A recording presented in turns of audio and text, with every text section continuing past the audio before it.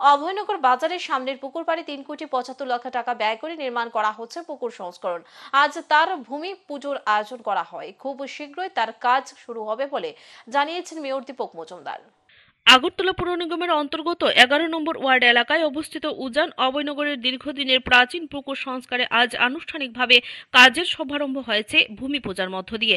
এই অনুষ্ঠানে পুর নিগমের মেয়র দীপক মজুমদার থেকে শুরু করে সংশ্লিষ্ট ওয়ার্ড কাউন্সিলর এবং এলাকার বিভিন্ন স্তরের বিশিষ্ট ব্যক্তিত্ব থেকে শুরু করে প্রশাসনিক আধিকারিকরা উপস্থিত ছিলেন। গোটা আয়োজন ঘিরে উপস্থিত সকলের মধ্যে দারুণ উৎসাহের পরিমণ্ডল পরিলক্ষিত হয়।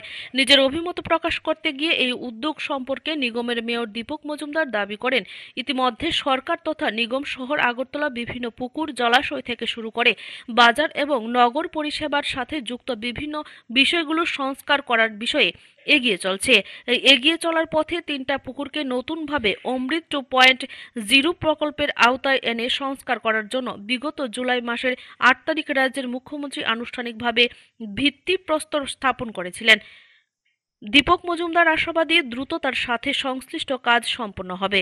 এরপর পরিকল্পনা করে অভয়নগর সহ বিভিন্ন ক্ষেত্রের বাজারগুলো সংস্কারের ব্যাপারে নিগম উদ্যোগী ভূমিকা নিয়ে এগিয়ে যাবে বলে আজ আবারও দাবি করলেন মেয়র দীপক মজুমদার।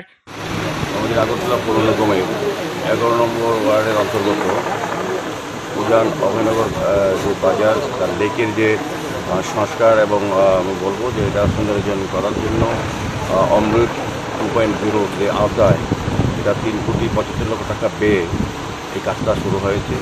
আজকে আনুষ্ঠানিকভাবে এটা আমাদের ভূমি পূজা হচ্ছে। গত 8ই জুলাই মাননীয় মুখ্যমন্ত্রী প্রফেসর ডক্টর মানিক শাহ আনুষ্ঠানিকভাবে 3টি পুকুরকে অমৃততে 3টি পুকুরকে একটা হচ্ছে শিববাড়ি এবং অভয়নগর বাজার, লেক বাজার এবং আমাদের ইউনিয়ন হাসপাতালের সামনে যে লেকটা আছে এটা সৌন্দর্যের জন্য, বিউটিফিকেশনের জন্য 3টি প্রজেক্টের ওপেন করেছি। আজকে আনুষ্ঠানিকভাবে অভয়নগর বাজার লেকের যে পুকুরটা, যেটা দীর্ঘদিন ধরে সরকারভাবে পরিত্যক্ত অবস্থায় ছিল, এলাকার পরিবেশ দূষণ ছিল এবং এটার এরিয়া অনেকগুলি অংশ জায়গা মানুষ কিন্তু বেদখল করেছিল।